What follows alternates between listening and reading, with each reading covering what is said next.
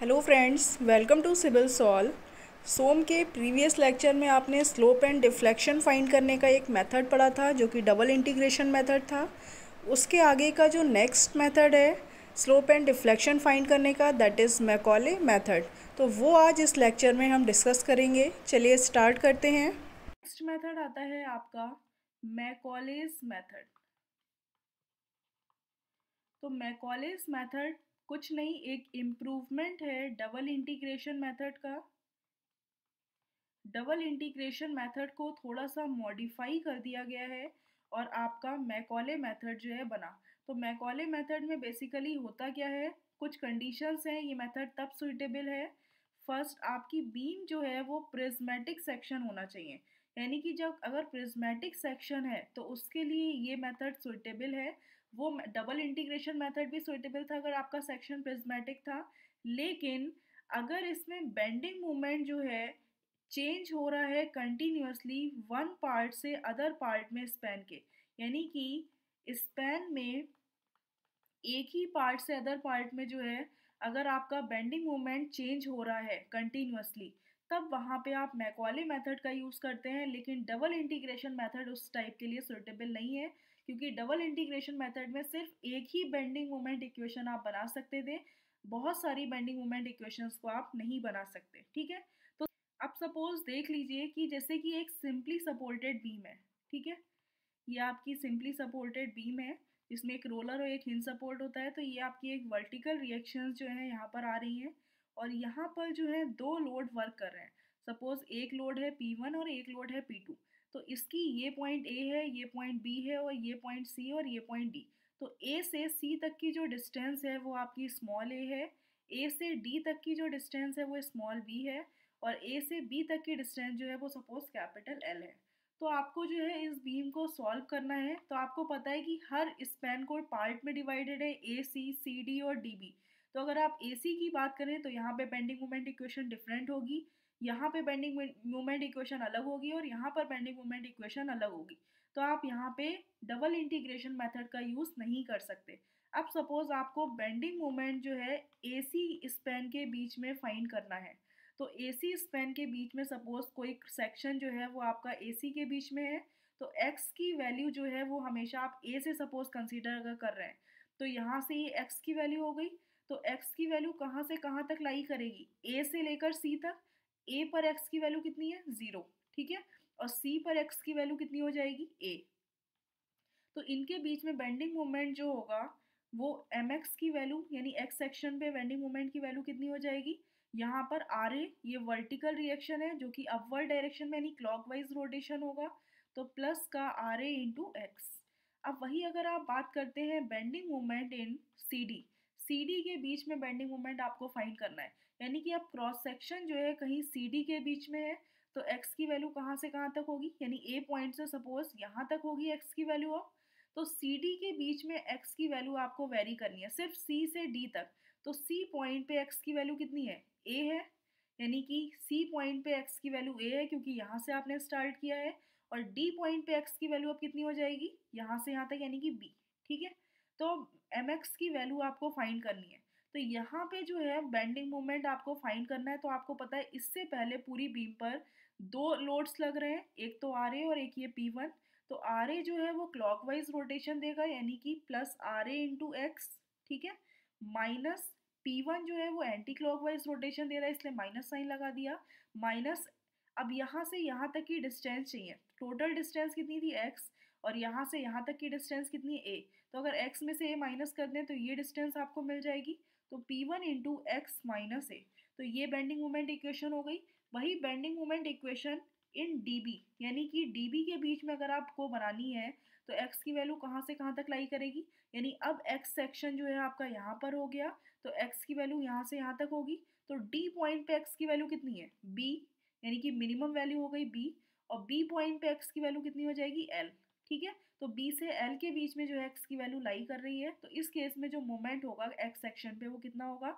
अब ये तीन लोड्स लग रहे हैं, तो फर्स्ट तो R A into x minus P1 into यहाँ से यहाँ तक की डिस्टेंस चाहिए आपको, पूरी डिस्टेंस x है तो x में से a माइनस कर दें, P1 into x minus A minus P2 into x minus B.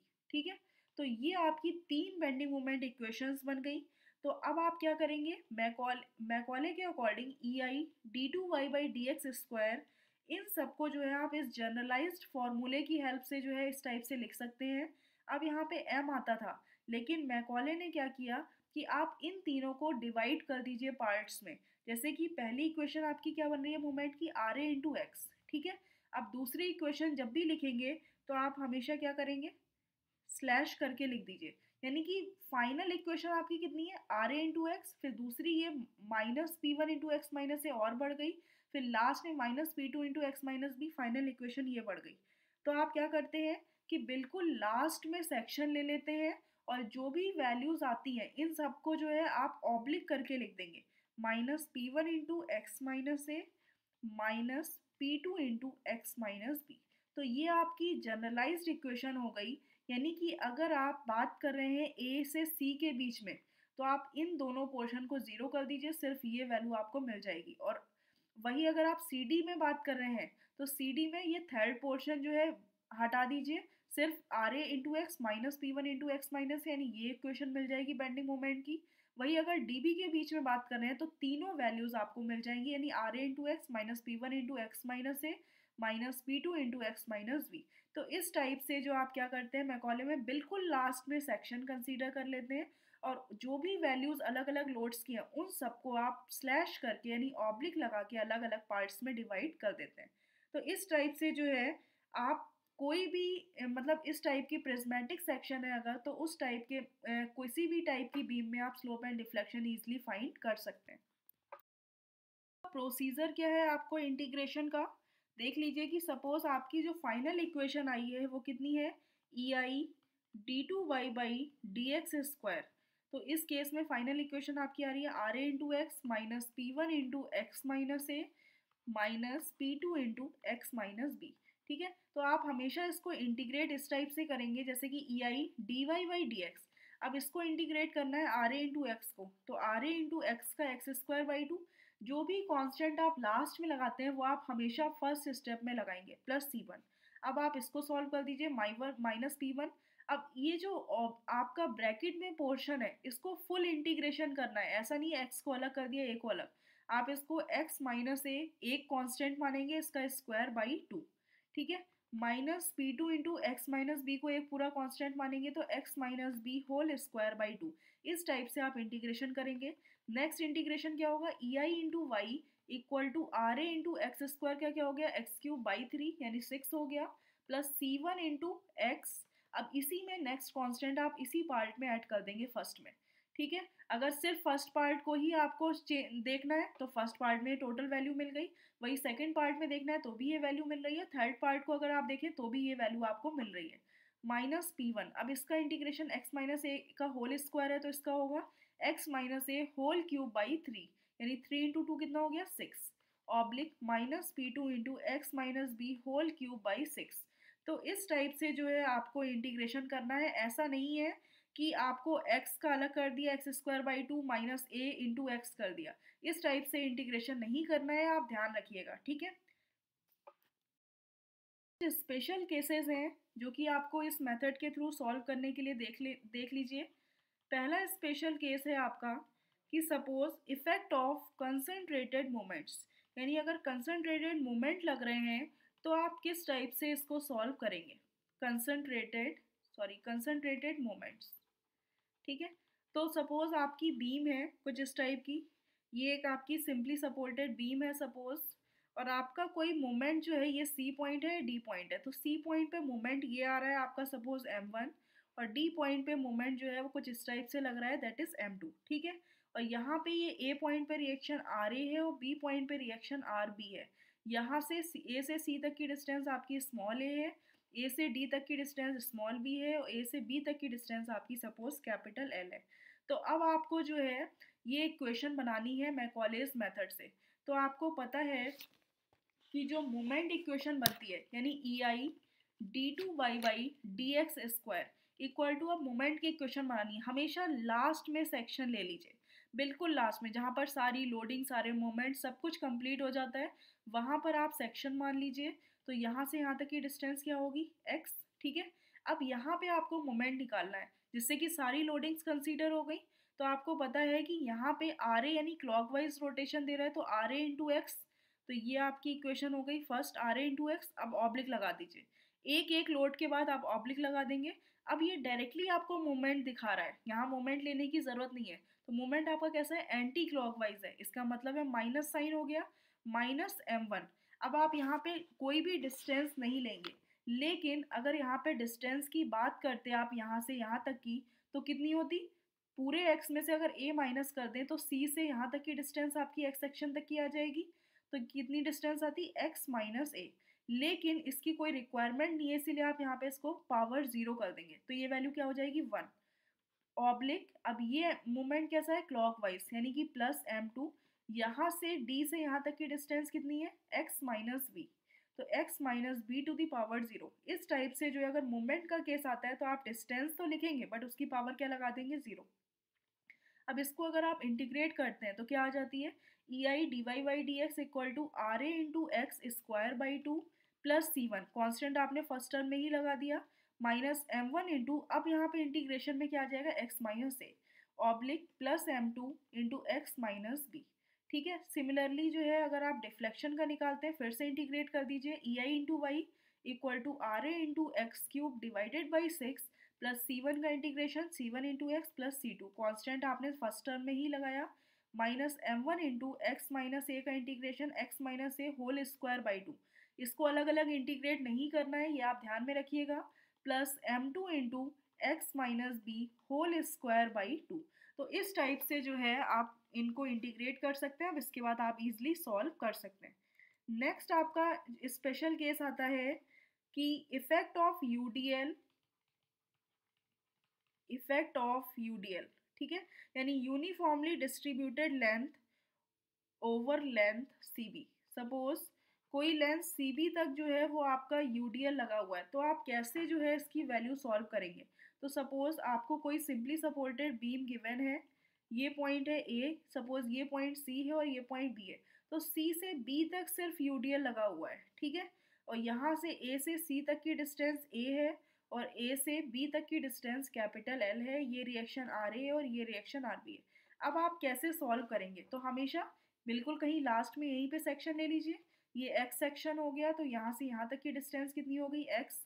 अब आपको इक्वेशन बनानी है, E I D two Y by D X square equal to M. तो मूवमेंट क्या होगा, पहली लोड क्या है आपका आर ए, तो आर ए इंटू एक्स हो गया, ऑब्लिक लगा दीजिए। अब आपका यूडीएल आ रहा है डब्ल्यू पर मीटर का, ठीक है। तो ओवरऑल यहाँ से यहाँ तक आपको पता है कि कितनी डिस्टेंस है, ये डिस्टेंस x माइनस, सॉरी यहाँ से x सेक्शन तक लेना है, तो यहाँ से यहाँ तक की डिस्टेंस आपकी कितनी है, x माइनस ए। तो load w into x minus A, और इसका जो है सी जी हमेशा यहाँ से यहाँ तक के सेंटर पे लाई करेगा, तो यहाँ पे डिस्टेंस इसकी सेंटर में क्या होगी, x माइनस ए बाई 2।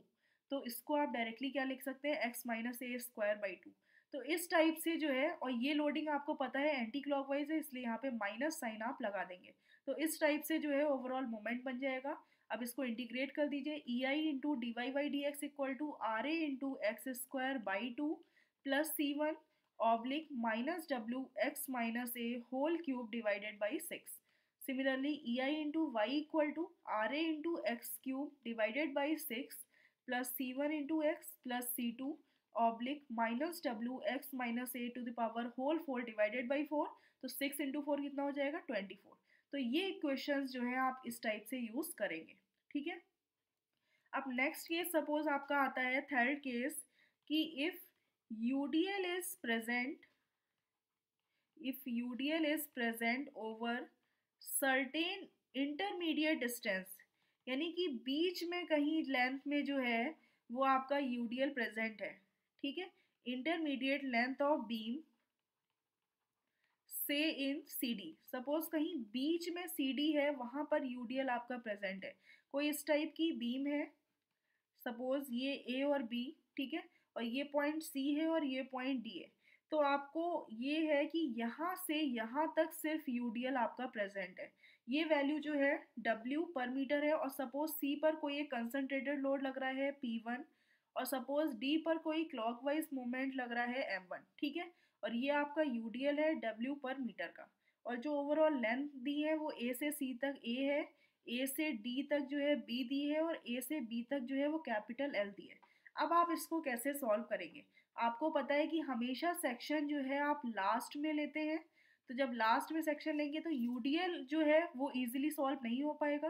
तो ध्यान रखिएगा, अगर यूडीएल कहीं से भी स्टार्ट हो रहा है और वो एंड तक नहीं है, तो आपको उसको एंड तक प्लेस करना है, तभी आप मैकॉले मेथड को अप्लाई कर पाएंगे। तो आपने क्या किया, अपने से ही एक आपने यूडीएल जो है एक्सटेंड कर दिया इसी यूडीएल को आगे तक।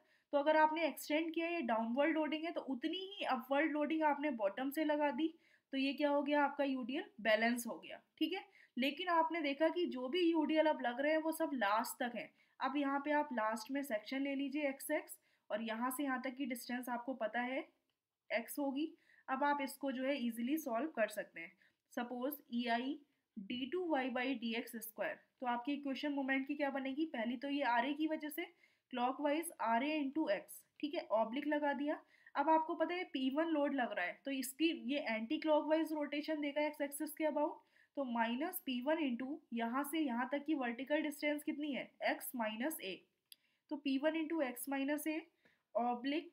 अब यूडीएल की वजह से आपको देखना है, तो यूडीएल आपने देखा C से B तक है डाउनवर्ड यूडीएल, तो ये एंटी क्लॉकवाइज रोटेशन दे रहा है, यानी माइनस W इंटू यहाँ से यहाँ तक की डिस्टेंस कितनी है, सॉरी एक्स सेक्शन तक की, तो आपको पता है x माइनस ए, यानी x minus A whole square by 2, ठीक है, ऑब्लिक। अब आपको पता है एक मोमेंट आ रहा है जो कि क्लॉकवाइज है, यानी प्लस m1 इंटू यहाँ से यहाँ तक की d से x सेक्शन तक की डिस्टेंस कितनी होगी, x minus B to the power 0, क्योंकि यहाँ पे मोमेंट में कोई भी डिस्टेंस से मल्टीप्लाई नहीं करते, इसलिए आप इसकी पावर क्या कर देंगे, 0। अब आपको पता है कि ये डाउन अपवर्ड डायरेक्शन में यूडीएल लग रहा है, तो इसकी वैल्यू क्या है, ये क्लॉकवाइज रोटेशन देगा एक्स एक्सिस के अबाउट, तो प्लस डब्ल्यू इंटू यहाँ से यहाँ तक की डिस्टेंस कितनी है, एक्स माइनस बी, और इसकी सी जी कहाँ पर लग रहा होगा, एक्स माइनस बी बाई 2, यानी X minus B whole square by 2। तो इस टाइप से जो है बेसिक आप इक्वेशन बना देंगे। E I into D Y by D X अगर है सपोज, तो इसको इंटीग्रेट कर दीजिए, R A into x square by 2 plus C1 minus P1 into x minus A whole square by 2 oblique minus W into x minus A whole cube divided by 6 oblique plus M1 into x minus B oblique plus W into x minus B whole cube divided by 6, ठीक है। Next equation क्या बन जाएगी, E I into Y equal to आपका हो जाएगा R A into x cube divided by 6 plus C1 into x plus C2 oblique minus P1 into x minus A whole cube divided by 6 oblique minus W into x minus A to the power 4 divided by 24 oblique plus M1 into x minus B whole square by 2 oblique plus W into x minus B to the power 4 divided by 24। तो इस type से equations जो है आपकी बन गई slope and deflection की। अब डिफरेंट डिफरेंट कंडीशंस लगा के आप इजीली सॉल्व कर सकते हैं। क्वेश्चन देख लीजिए, उसके थ्रू जो है आप इजीली मैकॉले मेथड लगा सकते हैं। तो सपोज क्वेश्चन जो है आपको एक सिंपली सपोर्टेड बीम गिवन है, सपोज ये पॉइंट ए है, ये पॉइंट बी है, और इसमें दो जो है वो लोड लग रहे हैं आपके W और ये लोड लग रहा है W, ठीक है। इन तीनों के बीच की डिस्टेंस L/3, L/3 और L/3 है। अब आपसे बोल रहे हैं कि आपको जो है मैकॉले मेथड का यूज़ करके, EI जो है वो कांस्टेंट है, मैकॉलेस मेथड का यूज़ करके आपको स्लोप एंड डिफ्लेक्शन फाइंड करना है, slope at A and B, यानी ए पॉइंट पर जो है स्लोप कितना होगा और डिफ्लेक्शन जो है वो सेंटर में, यानी ये सेंटर है इसका बीम का इस पॉइंट पे, तो डिफ्लेक्शन जो है वो सेंटर ई पॉइंट पे आपको फाइंड करना है, और स्लोप जो है वो ए एंड बी पे फाइंड करना है। तो आपको पता है स्लोप तो इक्वल होगा ए एंड बी पे, तो ये वैल्यूज जो है आपको फाइंड करनी है। तो सबसे पहले आप क्या करें, लास्ट में सेक्शन ले लीजिए, पॉइंट लोड से तो कोई इफेक्ट नहीं पड़ता, यूडीएल होता तो आप उसको एक्सटेंड कर देते। तो यहाँ पे सेक्शन ले लिया, यहाँ से यहाँ तक की डिस्टेंस कितनी है, सपोज x, ठीक है। तो आपको पता है यहाँ से यहाँ तक की तो डिस्टेंस L/3 है, ये पॉइंट C सपोज है, ये पॉइंट D है, तो आपको पता है कि A से E तक की डिस्टेंस कितनी हो जाएगी, 2L/3, ठीक है। और ए से डी तक की डिस्टेंस कितनी होगी? ए से डी तक की जो डिस्टेंस है आपकी, सॉरी, ए से डी तक की डिस्टेंस ये आपकी हो जाएगी 12/3। अब आपको जो है सॉल्व करना है, तो इक्वेशन आप मैकॉले लगा देंगे, E I D two Y by D X square equal to, अब लोडिंग देख लीजिए, आपको पता है कि ई एक्स यानी ये ई सेंटर है, सेंटर के अबाउट अगर आप देखें तो दोनों तरफ सिमेट्री है, लोड भी दो है, ऊपर से सेम डिस्टेंसेज है, इसका मतलब है जो भी टोटल लोड है उनका सम करते बाई टू कर दीजिए, टोटल लोड डब्ल्यू डब्ल्यू यानी 2W का बाई टू यानी कि रिएक्शंस की वैल्यू कितनी आ जाएगी, डब्ल्यू एन डब्ल्यू। तो यहाँ पे आपको पता है कि ये वर्टिकल जो रिएक्शन लग रही है ए पर, ये कितना लोड है W इंटू यहाँ से यहाँ तक की डिस्टेंस कितनी होगी x, तो W इंटू एक्स माइनस, अब ये लोड जो है वो डाउन एंटी क्लॉकवाइज रोटेशन दे रहा है यानी कि माइनस W इंटू यहाँ से C से x सेक्शन तक की डिस्टेंस कितनी होगी x माइनस L/3, ठीक है, ऑब्लिक माइनस, अब ये वाला लोड जो है एंटी क्लॉकवाइज रोटेशन दे रहा है minus W into x minus यहाँ से यहाँ तक की डिस्टेंस आपको निकालनी है, तो ए से डी तक की डिस्टेंस 12/3 है, तो x माइनस 12/3 कर देंगे तो आपको ओवरऑल मोमेंट मिल जाएगा। अब इसको इंटीग्रेट कर दीजिए, E I D Y by D x equal to W into x square by two, constant आपने इस फर्स्ट टर्म में ही लगाना है, minus W into x minus L/3 whole square by two oblique minus W into x minus 12/3 whole square by two, ठीक है। ये equation आपकी सपोज ए फर्स्ट इक्वेशन बन गई।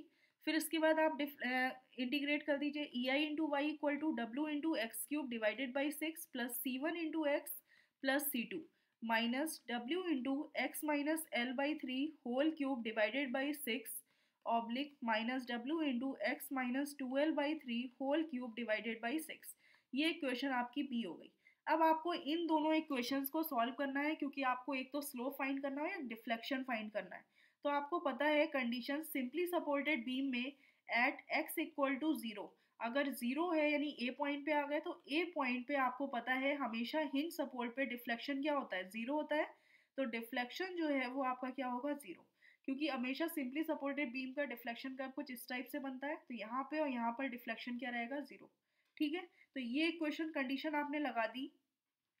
तो जब ये कंडीशन लगाई फ्रॉम ए, फर्स्ट एक इक्वेशन से अगर आप लगाते हैं तो आपको पता है कि सिर्फ यहाँ पे क्या आ जाएगा, ई I into, sorry, from B, यानी कि अगर आप बी इक्वेशन में ही लगा सकते हैं क्योंकि यहाँ पे ही वाई का टर्म है, तो ई आई इंटू जीरो हो गया वाई की वैल्यू, डब्ल्यू इंटू ये टर्म भी जीरो हो गया, प्लस C1 इंटू ये टर्म जीरो हो गया, प्लस C2।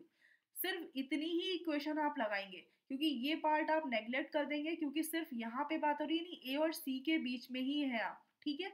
तो इसके आगे कोई सेक्शन कंसीडर नहीं कर रहे हैं, क्योंकि आप सिर्फ ए पॉइंट पे फाइंड कर रहे हैं। तो ये तीन पार्ट्स हो गए स्पैन के, तो फर्स्ट पार्ट में अगर आप हैं तो सिर्फ फर्स्ट टर्म ही कंसीडर करेंगे, तो ये वैल्यू आ गई। तो इस टाइप से आपकी C2 की वैल्यू कितनी हो गई, 0। अब आपको सेकेंड कंडीशन पता है, at x equal to L पे भी y की वैल्यू कितनी है, 0, यानी कि टोटल लेंथ अगर आप देखिए पूरी लेंथ l है, तो यानी b पॉइंट पे आप आ गए, तो b पॉइंट पे यानी तीनों पार्ट्स आपने कंसीडर कर लिए होंगे तभी आप b पॉइंट पे आए होंगे। तो अब ये तीनों टर्म का आप यूज करेंगे, तो इस केस में अगर C1 की वैल्यू, C2 की वैल्यू तो आपको 0 मिल गई, यहाँ पुट कर दीजिए, ई आई इंटू वाई क्या हो गया, 0 equal to W into L cube divided by 6, ठीक है, प्लस C2 ऑब्लिक, अब प्लस C2, अब ऑब्लिक हटा सकते हैं क्योंकि आपको तीनों पार्ट कंसीडर करने हैं, minus W into L minus L/3 whole cube divided by 6 minus W into L minus 2L/3 whole cube divided by 6। इनको सॉल्व करके C2 की जो वैल्यू आपकी आ जाएगी, सॉरी ये पार्ट क्या है यहाँ पे, C1 इंटू एल, C2 तो आपको 0 मिल गया, तो ये आपका आ गया C1 इंटू एल यहाँ पे, तो यहाँ से जो C1 की वैल्यू आपकी आएगी वो आएगी minus L square divided by 9। जब आप इसको सॉल्व करेंगे इस इक्वेशन को, तो C1 की वैल्यू आपको माइनस डब्ल्यू एल स्क्वायर बाई 9 मिलेगी और C2 की वैल्यू आपको 0 मिल गई।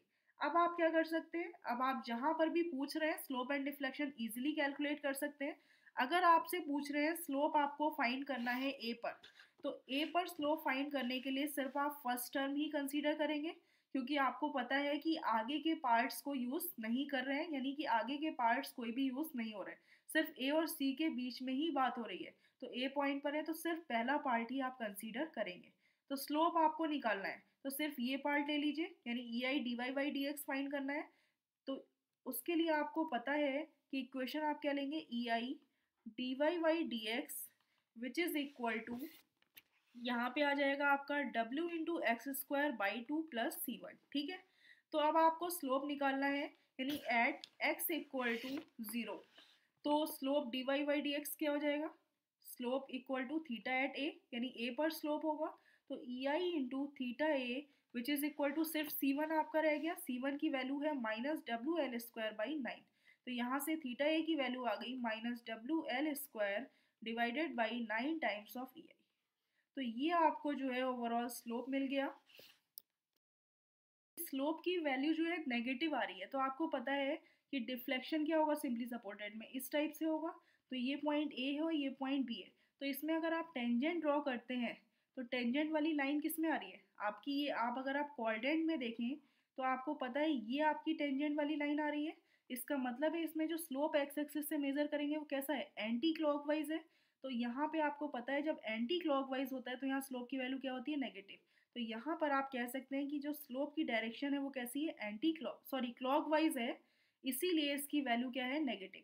यहाँ पे अगर होता, अब यहाँ पे अगर आप बात करें तो ये जो अगर टेंजेंट ड्रॉ कर रहे हैं तो ये टेंजेंट कौन सी आ रही है, ये वाली। ठीक है, तो अगर आप इसका देखें तो ये कैसा है, स्लोप की डायरेक्शन क्लॉकवाइज, यानी एक्स एक्सिस से अगर आप बात करें तो आपको ये क्लॉकवाइज रोटेशन मिल रहा है।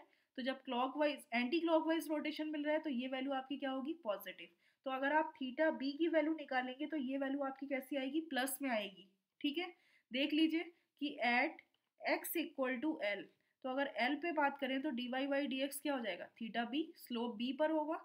तो फाइनली उस टाइम इक्वेशन जो आप बनाएंगे E I into theta B equal to W into x square divided by two plus C one into x plus sorry C one, ठीक है ये सी वन हो गया, oblique minus W into x minus L by three whole square by two oblique minus W into x minus two L by three whole square by two. तो ये equation है आपकी slope की। तो इस case में E I into theta B, x की जगह क्या पुट कर दें, एल, डब्ल्यू l square by two plus C one की वैल्यू आपको पता है माइनस डब्ल्यू l square by 9 minus W into x l है, l minus L by three whole square by two minus W into L minus two L by three whole square, ठीक है, by two. क्योंकि आपको पता है last point पे आप आ गए, तो यानी कि तीनों स्पेंस के पार्ट्स आपने कंसीडर करे हैं तभी आप यहाँ पर आए हैं। तो अगर सिर्फ यहाँ पे बात होती बीच में कहीं इनके बीच में, तो सिर्फ दो पार्ट ही आप कंसीडर करते, लेकिन आप तीसरे पार्ट तक पहुँच गए, इसका मतलब है तीनों पार्ट्स को आपको कंसीडर करना है। तो यहाँ से जो थीटा बी की वैल्यू आ गई वो आपकी आ जाएगी plus W l square upon 9 EI। ठीक है, एक वैल्यू सेम है क्योंकि आपको पता है कि सिंपली सपोर्टेड में अगर सिमेट्रिकल एक्सिस हैं तो वहाँ पे स्लोप की वैल्यू सेम होगी। तो स्लोप की वैल्यू तो सेम है, बट इस केस में जो स्लोप की डायरेक्शन है वो आपकी कैसी है, यहाँ पे स्लोप की डायरेक्शन जो है वो आपकी एंटी क्लॉकवाइज है, और एंटी क्लॉकवाइज डायरेक्शन आपकी क्या होती है, पॉजिटिव। ठीक है, इसीलिए इसकी वैल्यू प्लस आई है और इसकी वैल्यू माइनस आई है। अब आपको डिफ्लेक्शन फाइंड करना है, तो डिफ्लेक्शन जो है वो आपको सेंटर में फाइंड करना है, यानी at X equal to L by two. तो उस केस में डिफ्लेक्शन डेल्टा ई पॉइंट पे आ जाएगा। तो आपको सिर्फ आपको पता है सेंटर में फाइंड करना है, यहाँ एक लोड लग रहा है, यहाँ एक लोड लग रहा है। तो सिर्फ आप एक स्पैन का ये पार्ट और इस स्पैन के बीच का ये पार्ट, सिर्फ दो ही पार्ट आप कंसीडर करेंगे, थर्ड पार्ट आप कंसीडर नहीं करेंगे। तो इक्वेशन क्या आएगी, E I into Y equal to W X cube divided by six plus C one into x plus C two oblique minus W into x minus L by three whole cube divided by six oblique minus W X minus two L by three whole cube divided by six. ये equation है। तो सिर्फ आप कौन सी value use करेंगे, E I delta E equal to W into l by two whole cube divided by six plus C one की value आपको पता है कितनी है, माइनस डब्ल्यू l square by 9 into x की वैल्यू है l by two plus C two की वैल्यू 0 है माइनस सेकेंड पार्ट डब्ल्यू इंटू एल की जगह l by two minus L by three whole cube divided by six. ठीक है, सिर्फ दो पार्ट्स ही आप कंसीडर करेंगे, थर्ड पार्ट्स आप कंसीडर नहीं करेंगे, इसको नेग्लेक्ट कर देंगे क्योंकि सिर्फ सेकेंड पार्ट में ही आपको डिफ्लेक्शन चाहिए। ठीक है, यहाँ तक आपने फाइंड कर लिया। तो जब आप इसको सॉल्व करेंगे तो फाइनली जो है आपकी डेल्टा ई की वैल्यू आ जाएगी -23/648 WL³ divided by E I. तो ये मेथड आपका मैकॉले मेथड कहलाता है, जिसके थ्रू आप इजीली इक्वेशन की हेल्प से स्लोप एंड डिफ्लेक्शन किसी भी पॉइंट पे अगर वो पूछ रहे हैं तो आप इजीली बस वहाँ पे वैल्यू पुट करते जाइए और उस पॉइंट पे आप डिफ्लेक्शन और स्लोप की वैल्यू कैलकुलेट कर सकते हैं। अब स्लोप एंड डिफ्लेक्शन के जो भी मेथड्स हैं और एक्स्ट्रा, वो आप नेक्स्ट लेक्चर में कवर करेंगे। Thank you friends.